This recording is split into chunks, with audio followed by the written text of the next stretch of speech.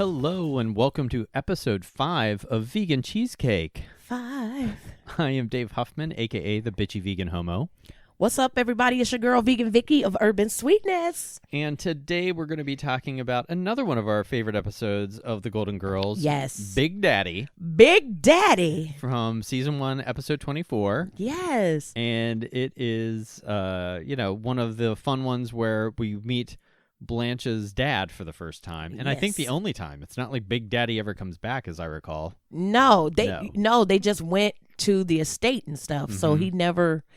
Well, no, there was another episode. One? Yes, right. When he was going to get married. Oh, that's right. And it was a totally different man that played Big Daddy. Yeah, that's probably why I'm not remembering. Right. I love that, like in today's episode, the role of Big Daddy will be played by a completely different man. Yes. So Big Daddy, first off, it is hilarious. Have you ever known an adult who refers to their parents as mommy or daddy? I did. I did as well. And it's creepy, right? Yeah. I don't think so. You know what? I think it's creepy. Having like a 40-year-old person refer to their parents. Mommy, where is this? Yes. Oh, when I heard this guy say that one time, I was like, what did you just say? Right. I didn't say it out loud, but in my mind, it was like, oh, this is I think it's just right. No. Well, you know what? And this is not a downer, but not having my parents now, I'm like, I love mommy. I still go, well, I miss my mommy. Yeah, I miss my daddy. But that's different, saying I miss my mommy and I miss my daddy in a nostalgic, friendly, sweet way. Yeah, that's true. Okay. As opposed to, and I'm not saying that I think I still would never. Really?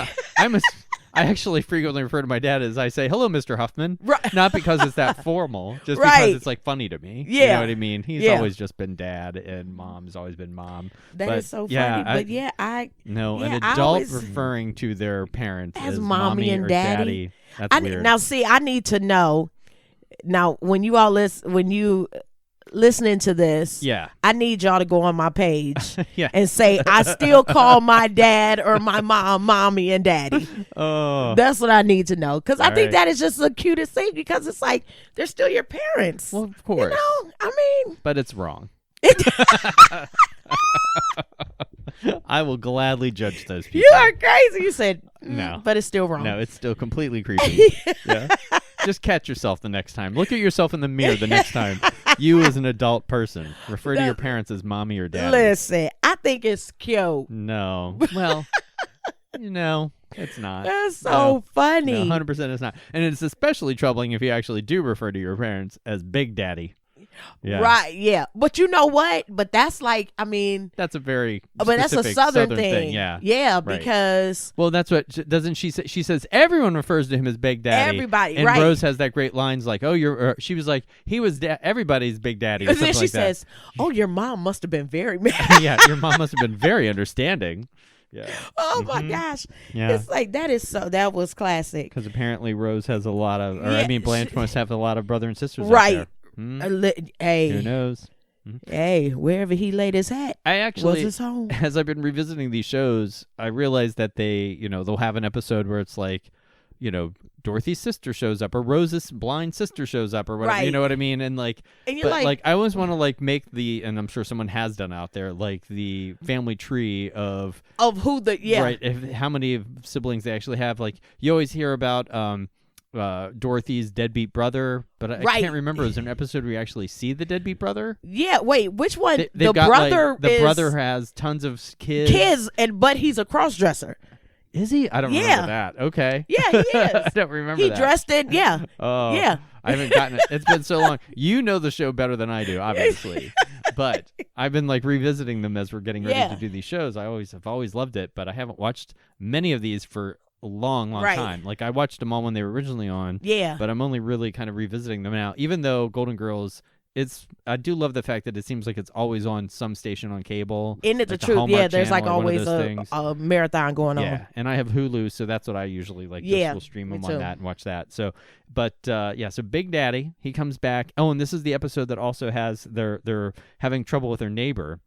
Yes, and Sophia when the pine tree gets knocked down. Pine tree falls on their... Not pine tree, palm tree. Palm tree falls down. Falls down on their property. And Sophia puts the Sicilian curse on him. Hilarious. And I like that the neighbor is played by It's played by Gordon Jump, who played Mr. Carlson on WKRP in Cincinnati. In Cincinnati. And then do you recognize the woman who played his wife? The neighbor's wife, the one that actually. I know, but what was she in? I most remember her from her little supporting role in 9 to 5, one of my favorite movies. Oh my shit! Go get him! Yeah. She was the drunk lady. She's the drunk lady at work. Back whenever alcoholism was just fun in movies, right. Yeah. Back whenever a tragic alcoholic woman was just a punchline in a movie. She sure was. But she turns it around. Yeah, she does. She had like 2 significant lines in that movie. Yep. A girl. Yeah, that a girl. Go get him. Yeah. So, but yeah, that's what I most recognized her. Yes, from. But, I forgot about that. Oh my gosh, and it's something how you can see watch these shows. And you're like, what else was she on? And you're like, oh, I remember. Yep, she's been in tons of stuff. But and Gordon Jump will always be Mr. Carlson from WKRP. Yeah. But it is so the neighbors, I was going to ask you, have you ever had a nightmare neighbor? Like, tell me about like what terrible neighbors have you had to deal with? I had a neighbor. First of all, it was the mom, her 2 sons, or 2 or 3 sons, and the grandmother. And I literally would like see the grandmother like bringing the garbage in, taking it out, and I'm like, where are these boys at? And then they would fight out. They would be drunk, and the boys would be fighting. The brothers would be fighting. And so when you said boys, I was thinking like kids. I'm sorry, no, they were like they're like. Or were they just I like the idea better of fighting drunk 10-year-olds. That's that would be a show. But no, and I would just be so mad. Yeah. And I would tell them, yo, don't let me see her take that out again. Y'all take that out. But then they moved. Aw. Yeah, I was like, bye. So now I have some great neighbors now. I know everybody. That's good. Because I'm like Mrs. Kravitz. Oh, you're in everybody's business. Yeah. I will be looking. What are they doing over there? One of my best friends made for his husband, he made a Gladys Kravitz Nosy Neighbor Society card because he was so like literally looking out the window all the time. So he made him a little joke card, like as if he belongs to a club for nosy neighbors. And I always loved that. Listen, so we'll have to get you a Gladys Kravitz Nosy Neighbor Club card. I am definitely like, Cindy, did you see them? What are they doing? I'm like, girl, they keep coming in late. Well, you can see that I keep all the blinds closed in my house because I don't want people knowing what's going on in here. Right. No, I just, I tend to kind of keep up. I'm very friendly with my neighbors. Yeah. Like the people that live on either side of me were very friendly, but not like, we're not hanging out all the time. Oh, no. But yeah. But Nick is a little bit more social with the neighbors than I am. Okay. So, but he's just a more gregarious kind of guy. Right. Yeah. Okay. But yeah, I know my neighbors. But those are the worst ones, the ones that were having like that was what fights. that was the worst. That was the worst part of it. I didn't, Yeah. And like the other places I've stayed, I just kept to myself and just, hey, how you doing? Yeah. Or tried to look crazy so people would mess with me. Right. So that was it. Like what? Well, you do that very well. I know. Come on. I just practice. Years of practice. I haven't really had like nightmare neighbors per se, but I had when my old apartment, the old landlord, it was just 4 units in the apartment building. And so there was only, one person lived above me and one person lived next to me. And the person that lived above me, when I first moved in there, the landlord that owned the place had a strict rule about you were allowed to have like 2 cats, I think was the most animals you were allowed to have, but you weren't allowed to have dogs in the building. Right. And then he sold it, new people took it over, and you were allowed to have dogs now. And the people that moved in above me had a giant dog. Oh gosh. And it was like an old Pullman style apartment, so it was just like a big long kind of hallway kind of apartment. Gosh. And this dog would just go running back and forth and be barking all day long. And it was so loud because this apartment was not built to like soundproof that. Yeah. And so that became very annoying. And quickly thereafter I decided to buy a house. Yeah. So like, get out of here. Yeah, no. Okay. Even though I love that apartment. But that dog kind of chased me out. Yeah. I mean, our dog is huge, and he's annoying, so I wouldn't want to have, like, another neighbor. I totally understand, like, apartment buildings that say no dogs, because dogs don't necessarily belong in an apartment building. Yeah. Yeah. Some people would even say dogs don't belong in a house. Right. But I had a friend that, like, the apartment, no dogs, but she had a dog. I mean, it's just a little dog. Yeah. They said no dogs. Mm-hmm. I don't know why people do that. She got away with it? No, not for long. Boop, boop. Well, just like in the last episode we were talking about, Rose got kicked out for having a cat. She did get kicked out. Yep. So in this episode, Big Daddy comes back, and he's pursuing his dream of being a country singer. Regardless of having no talent. That's it. I appreciate that determination. Ain't gonna worry me no more. No. They ain't gonna worry me. But I think I love this episode so much because Big Daddy was going after his dream. Yep. And you admire that. I did, and I thought about it. I said, you know what, it's something how, we go, starting Bitchy Vegan Homo, starting Urban Sweetness, because at the time, I don't know that this. Wait, was Bitchy Vegan Homo my dream? No, I don't know. Was it your? But you know what? Maybe not your dream. No, I'm just kidding. But it's obviously I wanted to do it, or I wouldn't have done it. So yeah, But then how Blanche was kind of like, "Yo, what are you doing?" Well, but you are a driven, passionate person. Like I said, the reason we're doing this podcast is because you came up to me at a party and were like, "I've been thinking about doing a podcast, and I've been thinking about doing it with you." Right. So if you people think I had a choice in this, I'm actually choices. I am chained down right now with a microphone taped to my face. There you go. And I don't have a choice. And don't worry about it, people. Please call the authorities. Just don't do it. He's fine. He's still talking. She does feed me. Right. There you go. And I get one sponge bath a week. So that's thank it. you. That's all you need. That's all I need. That's all you need. But I loved it because he was like, this is what I want to do. Mm-hmm. He sold, I forgot, what was the name of the estate? Twin Oaks. Twin Oaks. Mm-hmm. He sold Twin Oaks. Yep. Because he said, hey, to fund my dream, money. I need money. So Big Daddy, he had it all planned out. And regardless of how Blanche felt about it, he still did his thing. It's his life. Yes. He's going to live his life. So, that's all right. Have you ever had something where, you wanted to pursue, but people were kind of like, I don't know, Dave? No, because I think everyone's too afraid to tell me things like that. They just talk about you behind your back. Well, they might. I guarantee right now there are people talking about me behind my back. Right. Yeah, 100%. There's not a day that goes by that people aren't talking about me. But for starting, I'm obviously, if I'm gonna name I guess it is a business at this point. Bitchy Vegan Homo. Clearly, I'm not. Yeah, it's kind of a business. Yeah, it's clearly I'm not too intimidated by things. Right. I'm not gonna be whatever.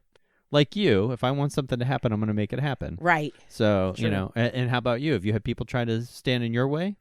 I can't imagine anyone standing in your way. To be honest with you, I've had. You know what? I've had people, kind of like, well, not so much as like Urban Sweetness, but some of the things that I want to do. Yeah. I've had people, well, maybe you should think it. I'm like, no, I'm going to do it. Yeah. So I kind of just be like, yeah, whatever. I'm going to do it. And if I fail, okay. Yeah. I'm going to go do it a different way until it's done how I want it to be done. And it's okay to fail. Absolutely. Because you actually learn. You do. And, but there's, okay. Oh, man. I don't even know if I should say this. But you know what? Whatever. I'm going to say it anyway. Do it up. I'm going to do it up. So I was helping somebody that I thought was a friend. Oh. This was years ago. Mm-hmm. And they had, I always say that, and I know people are going to be like, oh, that is so mean, but it's really not. It Folks, might be. Get ready. This is going to be mean. Yeah, it is. So she had a lot of failed businesses. Oh, okay. But then I found out like she really didn't like me or was talking about me and all that kind of stuff. But I learned how to do things from her failures. Oh, yeah, absolutely. Yeah, sure. So that's not really mean. No, that's not mean. No, but and I'm like, when you watch somebody else and you've seen the mistakes they make, that's how you learn. Yes. And I was going to put it back into cooking terms too. Very few things do you start a recipe without any kind of someone else's foundation there. You know what I mean? You've done things in the past, you know what this works, what doesn't work. And sometimes those recipes don't turn out so good, and then you just fix it for the next time. Right. So that's all right. So that's definitely true, because you have this and you're like, oh, next time I'm going to tweak it with a little more nutmeg. And that's just how life is too for some things. Sometimes you just got to tweak it and get it right the next time. Yeah. And that's okay. Yes. So this was really, I just liked that episode. It had a good message behind it. It did. But then I like the subplot of this one better than I like the main plot. Like the Big Daddy plot to me wasn't as entertaining. Right. Well, it isn't as funny. Like the subplot of this is where the jokes are. Yeah, right. The jokes all come from Sophia and the curse. Oh, that, yeah.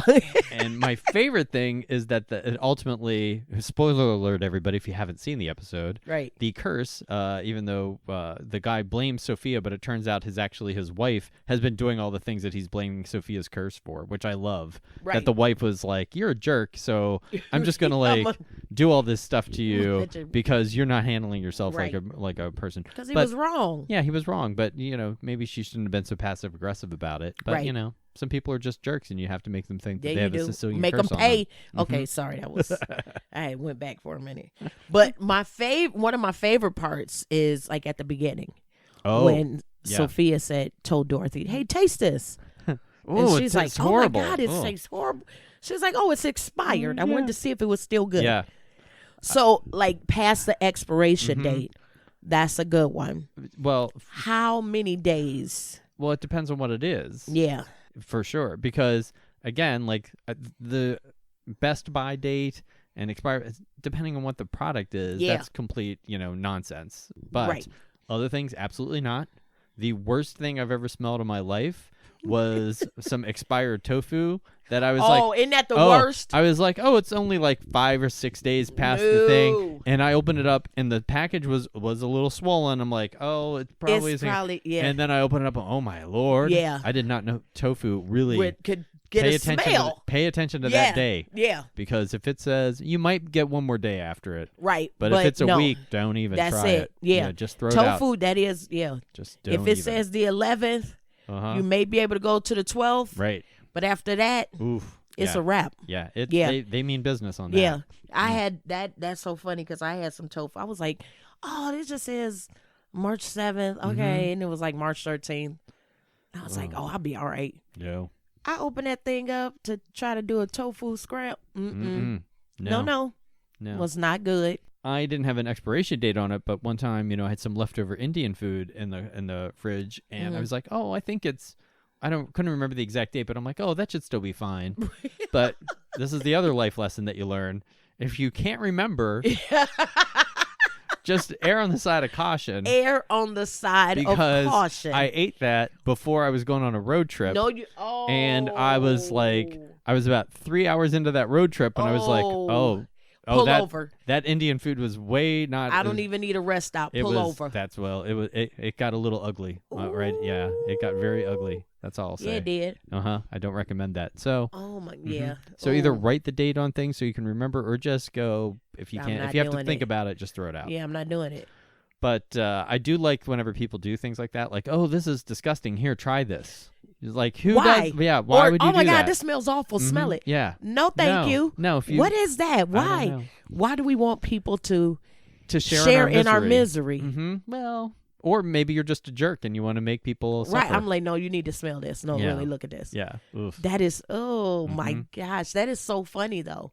Well, but there's all those people that, the kind of the freegan movement where people go like dumpster diving at like grocery stores and stuff like that, because there is a lot of food that is thrown out that is perfectly good. Why is that? Because people don't want to, because I think the stores, they know that they can't sell like something because it's expired, but there's lots of things that, if a box of cereal is quote unquote expired, that cereal is going to be good, good for like another 3 years probably. Right. So I wonder why like stores won't just give it away. Maybe because they're fear of like lawsuits or something. Yeah, probably. I don't know. That's a good question. I don't have an answer. Something to research. So if you are in a grocery store chain, reach out and let us know. Yeah, I'd like to know. Because I'd like to know why that. Because there's so many hungry people. Yeah. That would love to get that. Yeah. Instead, you just see them throwing it in a dumpster, and then hipster kids are diving for it and having those fancy dinners that they make out of garbage food, which I appreciate that they're doing. Right. That. Yeah. That is a fantastic meal that obviously now, didn't need to be thrown out. I can't dumpster dive, though. No, I'm not a dumpster diver. I'm not a dumpster diver. No. And then I don't. Oh, they should do a dumpster dive chopped.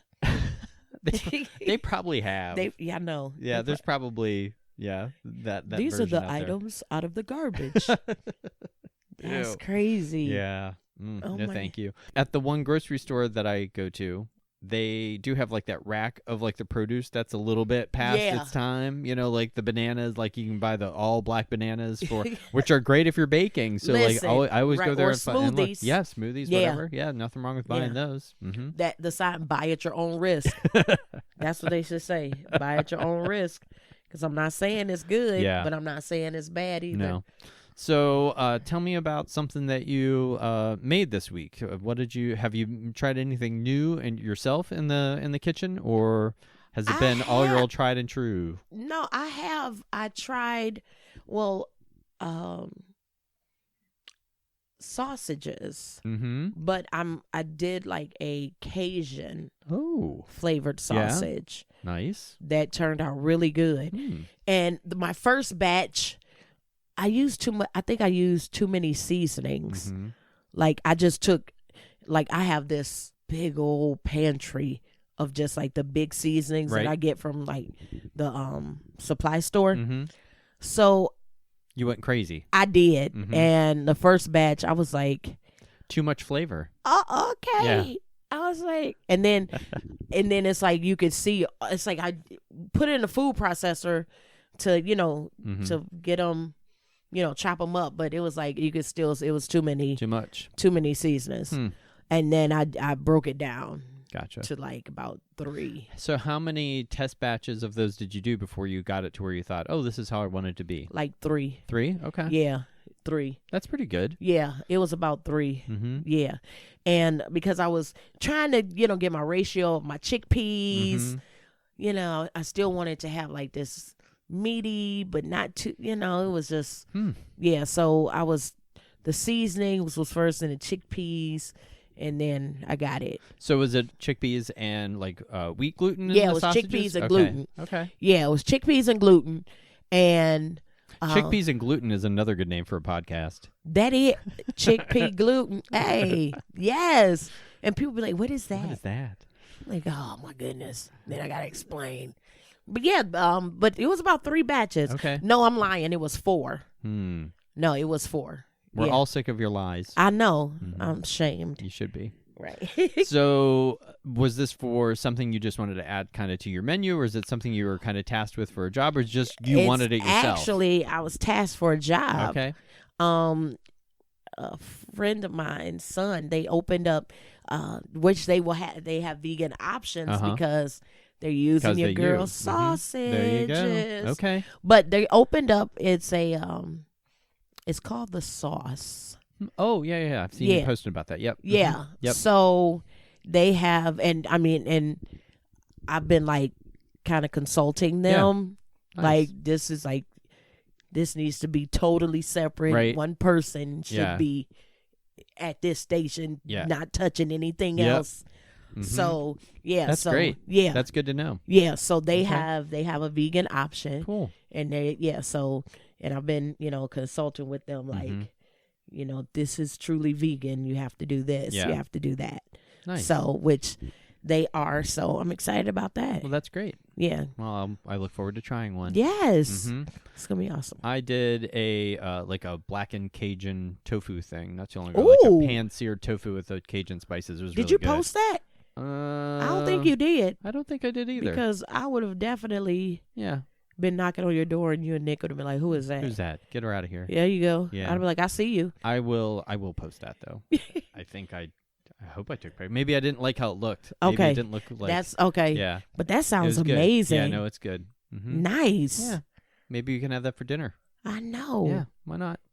Well, awesome. we were talking about you putting gluten in there. The thing that I had to do this week was make a bunch of gluten-free things. Yes. Someone had asked me to make a bunch of gluten-free cookies, and I was tasked with making some of those. Why, thank you. That chocolate chip is amazing. It tastes really good. Good. Well, that's good to know. I like that. Because, I mean, obviously, I think we've talked in the past about how a lot of gluten-free baked goods just taste horrible. And I'm sort of stunned when I've gone into a place and like a real professional bakery that has like an actual, like, it's a real business. I don't, I always joke about like, I'm not a real business until I feel like people have a real shop. Then like, oh, you should know what you're doing. Right. And I've walked into a place, I bought a cupcake, and then I've just like taken one bite and I've thrown the rest out. Oh, because it was inedible. Yeah. So, my stuff, I don't want anybody to take a bite out of and then throw the rest out. I know, but they wouldn't. Well, good. They better not. Because everything that I've had. So have you gone into any place yourself, like a vegan restaurant or otherwise, and like had something served to you that was just terrible? Oh my gosh. I have to say that I have. Oh. And like you said, I mean, how can I put this? Put it bluntly. I know. Bluntly is more fun. I'm just like, how can, I mean, I know how you can ruin it, but like I've had like cookies that weren't like, they were hard, cupcakes that weren't, moist, and I'm like, how did you dry sandy grossness? Yes. Yeah, it's bizarre. Like, how did you make this? Yeah. What is this? I don't know. Yeah, and it's like they've only ever seen a picture of a cupcake and they've never actually eaten one or something. Right. And then they made something that looks like that. This is what it looks like. Yeah. So as long as it looks like that. Right. No. And I've had some, and I'll get mad because like I'll go somewhere and pay for food. And then I'll eat it and I'm like, oh my gosh, this is just not right. No. And then I get mad because I'm like, I could have made this at home. Or I could have came over to Dave's place and made me make it for it. Yeah, that's right. I would do that for you. I appreciate it. You just come over anytime. There's always food here. Yay! And some of it isn't sugar based. Oh, I know it. But listen, I'll take that. Look, I'll be like Nick. Can I have my appetizer? Please. Yeah, because he is a dessert first kind of guy. Yes. 100%. We just did that not too long ago in Pittsburgh. Right. But he does that all the time, which was probably why I knew that we'd get along all right, because he's, not afraid of eating his dessert. Right. Dessert first. I don't usually do that. Although, if I go into a restaurant, this is one of my pet peeves. Okay. If I go into a restaurant and I see that it has to be vegan cake, obviously. If their cake is in a refrigerated case, I will always order my cake first so it can sit there on the table and come up to room temperature. Yes. Because nothing makes me angrier than cold cake. Cake isn't supposed to be refrigerated. No. Unless it has like a cream bake, like a cassata cake or something that you have to keep cold. But even then, yes, store it. I still like it. Yeah, but you know store what? it cold. I still, but let it when you're gonna. I like it room temperature because it's gotta be room temperature. Yeah, because it's like it's better, smooth and just. I have a friend who this just makes me angry every time I think about it. He prefers his cake. I'm not kidding. Frozen. No, he doesn't. Like he'll take like a cupcake. Who is this person? He's a savage. Yeah, and he should be, So for his birthday, it's like I'll put like his cake. It's the only time I will do this because it's his special day. Otherwise, that's just rude. No. Like, who likes that? No. That's just wrong. No. But you know what? Even then, I always think like if it's cold like that, you don't get all the flavor. No, it's not right. No. And the whole point of like a good creamy frosting, you're not getting that at all. It's for it to be smooth and just. It's just wrong. That's bad. Totally I'm bad. I'm sorry, friend. Yeah, I should probably not be his friend anymore. Yeah, just Can you for think a week. For a week. Not He should be in timeout. Yeah, absolutely. All right. That's a timeout. Yes. I like the idea that I could be shallow enough to unfriend somebody over their cake preference. That's enough. You can do that. I agree. I've done it for less. I've done it for less. Cake. Oh, but I have a friend like she does not like she has to have because I love peach cobbler like when it comes out of the oven and it's just warm. You can put the ice cream on and stuff. She hates warm peaches. Like so she can't do the peach cobbler. And I'm like, Hello, that's a staple. I have a friend who doesn't like, it's not just limited to peaches. He doesn't like any heated fruit thing. So like, he won't even eat like apple pie because if like the apples have been cooked. He doesn't like a cooked fruit, whatever. So that's a little weird. Yeah. Now my sister, she just likes the crust and like the sauce. Like if you make the pie, like if it's apple, she doesn't like the chunks of apple. So she just likes the crust and the sugary, cinnamony goodness. So I'm like, so basically you just like fried dough with So do you think that's because, now I just had a flashback, obviously it's been decades since I've had one of these, but that just reminds me of like getting like one of those hot apple pies from McDonald's. I remember having those from my childhood. Oh yeah, it was basically that, like where there was like not really much apple in there. It is basically just most syrupy goo in a pastry shell. But then when they used to fry it, those were the best one back in the day. But do you think that's why your sister developed that preference? It's possible. Because my mom, she wouldn't let us eat a lot of McDonald's when we were little. Good for your mom. So, but she also wouldn't let us go trick-or-treating. My mom either. We would have to go trick-or-treating from room to room. Oh, just in your own house? Yes! Yeah, I had basically the same thing. We weren't allowed to go trick-or-treating because, well, for a variety of reasons I can't even explain. But apparently my brother and sister did get to go, but then I have never gone. My mom, I remember one time us getting in the car and like her driving me over to her friend's house. Yeah. And like I was in my costume and I got like a popcorn ball. So does that count as trick-or-treating if your mom just takes you to her friend's house? Did you go on the door and did they open it? Did you say trick-or-treat? Well, I walked into her house. I didn't just like climb through a window. No, that's sorry. That was just a house visit. That was just a house visit, and I was in a costume. And I can't even say it was Halloween. For all I know, Mom just got me dressed up that day. Just put this on. You want to go so bad, put this on. We're going over Sally's house. Yep. Mm-hmm. Right, but no, my mom, like we would trick-or-treat from room to room. And what was your, what costume would you be wearing when you were going? I didn't have one. No? I just she would say, wait, let me go to the other room. That's awesome, though. That kind of is kind of fun. That is the worst. Oh, my gosh. But you know what? And it's like, looking back, I'm like, okay, I can understand what she was doing. That's fun, though. But it was hilarious. I had a friend who, his little girl wanted to go to haunted houses, but she was too little to go to a haunted house. So they set up their own haunted house in their basement. How cute! So she could have a haunted house. Yeah, that is hilarious. Yeah, I think that's hilarious. That's funny. I don't remember what all was involved in that. Yeah, I'm sure it probably just involved like the classic cold bowl of spaghetti or something like that. Right. That you put your hands in and like turn the lights off. Yeah. And a curtain. So this is good because this is our first episode in October and we're talking about trick-or-treating and haunted houses. Yes. And stuff. Mm-hmm. So speaking of haunted, have you ever gone to a haunted house? Oh yeah, I've been to many haunted houses. See, I want to go, but then I'm like, oh my gosh, and the thing about it is, I love horror movies and scary movies. But you've never been to a haunted house? Once, but it was a long time ago. Was it in some weirdo's basement? No, it wasn't. It wasn't the neighbor's basement. But I went, but I did not.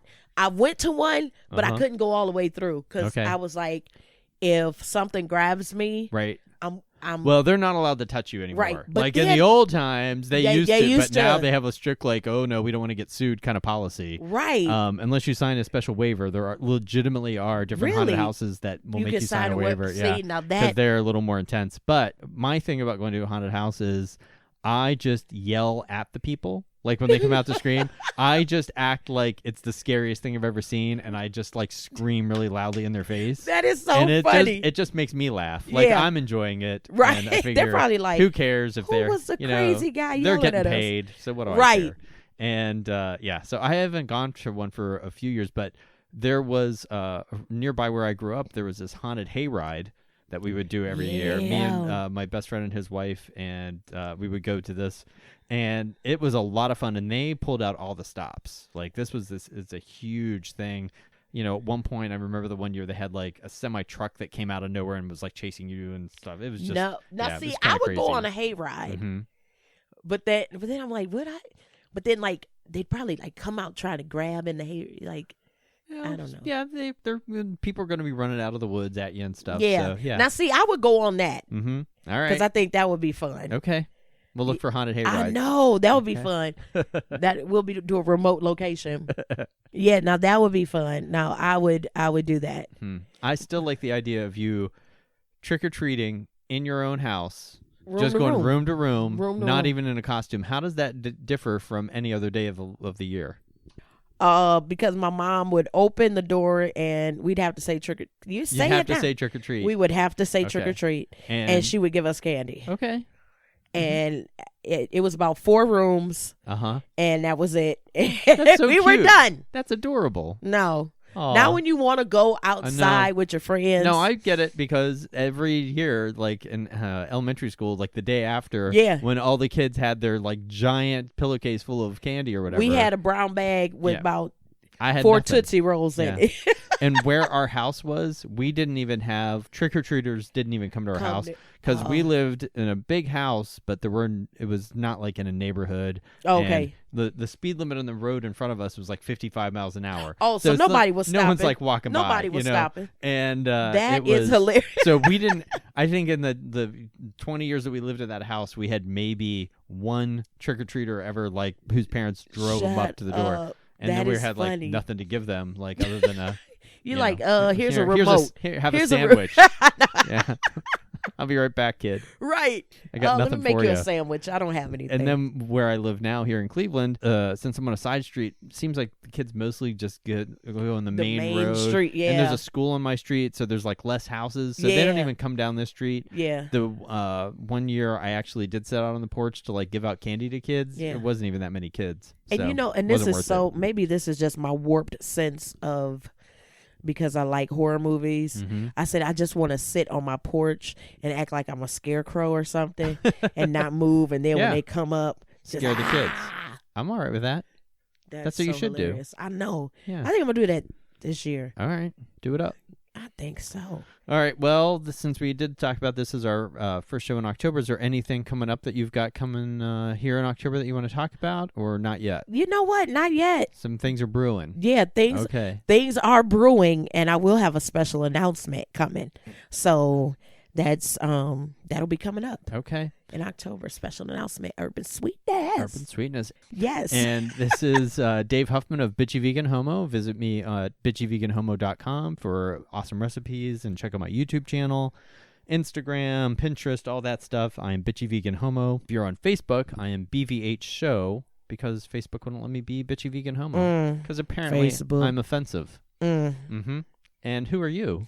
I am Vegan Vicki, but on my social media handles, Twitter, Facebook, and IG, Instagram, I'm urban_sweetness, and website, urbansweetness.com. That's right, for awesome recipes. And check out, you have a couple of books as well. I do. Turns out she's literate.